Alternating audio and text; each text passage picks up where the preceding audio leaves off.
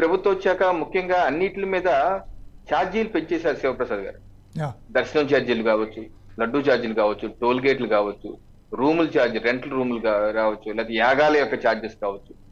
చాలా హైందవ ధర్మం పాటించాలి అంటే చాలా ఖర్చుతో కూడుకున్న, చాలా వ్యయంతో కూడుకున్న వ్యవస్థ.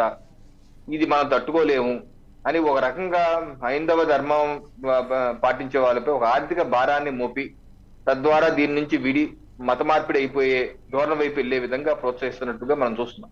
ఈ అవును. రోజు రాష్ట్రంలో అనేకమైన దేవాలయాలు, అన్ని దేవాలయాలు చూసుకుని అన్ని దాంట్ల రేట్లు పెంచేశారు. ఇది ప్రధానమైనటువంటి సమస్య. అసలు దేవుడి దగ్గరికి వెళ్ళటానికి అంతంత రేట్లు ఎందుకు పెట్టాలి?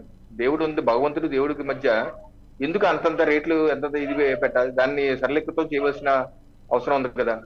అలాగే ఇప్పుడు ఇందాక అన్నట్టు ఈ యొక్క ఆలయాలు వచ్చేటువంటి హుండీ యొక్క ఆదాయాన్ని ఈ రాష్ట్ర ప్రభుత్వం వారి యొక్క నవరత్నాల పథకాలకి వాడేసుకోండి శివప్రసాద్ గారు. అవును, కరెక్ట్ అండి. ఇప్పుడు ఉదాహరణకి మీకు ఒక 2-3 జీవోలు చూపిస్తాను. జీవో నెంబరు 52 అండి, 14/5/2021. ఇది కాదు,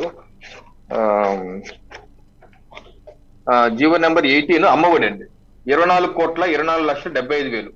జీవో నెంబర్ 18 6/1/2020. 6/1/2020. ఇలాగా ఈ జీవో ఇది కోట్లాది కోట్లు చూడండి. 14 కోట్లు వైఎస్ఆర్ ఆసరా 8/9/2020, జీవో నెంబర్ 733. ఈ రకమైన చాలా జీవోలు నా దగ్గర ఉన్నాయి. ఇలాగా కోటాను కోట్లు డబ్బులు హైందవులు ఇచ్చేటువంటి విరాళాలకు ఇచ్చేటువంటి భక్తులు ఇచ్చేటువంటి దాన్ని వాడేసుకుంటున్నారు. కొన్ని రాష్ట్ర ప్రభుత్వ ఖజానా నుంచి ఇందాక అయ్యంగారు అన్నట్టు అసలు మనది లౌకికవాద రాజ్యాంగం అండి. మన రాజ్యాంగంలో మతానికి చోటు లేదు, మతపరమైన రిజర్వేషన్స్ ఇవ్వటానికి లేదు, మతపరమైన కాంట్రిబ్యూషన్స్ ఇవ్వటానికి లేదు. అయితే ఇప్పుడు ఏమవుతుందంటే రాష్ట్ర ప్రభుత్వం హైందవులకు మాత్రం ఇవ్వట్లేదు, కానీ చర్చిల నిర్మాణానికి మీకు చూపిస్తాను. GO number 238 27/12/2019. 3 చర్చిలు 15 లక్షలు అండి గుంటూరు జిల్లాలో. 15 లక్షలు 3 చర్చిల నిర్మాణానికి గుంటూరు జిల్లాలో ఇచ్చేశారు. ఎక్కడ నిజాంపట్నం అట, ఆముదాలపల్లి, ఇంకా అదే మండలంలో ఇంకోటి.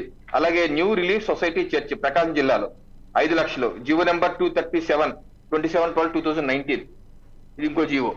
అలాగే మసీదులో maintenance, grant in aid, Waqf institutions అంట 1 crore. ఇలాగా వేరే మతాలకు మాత్రం అక్కడెక్కడ రాజ్యాంగం వాళ్ళు గుర్తు రావట్లేదు, ఎక్కడ లౌకిక ప్రభుత్వాలు గుర్తు రావట్లేదు.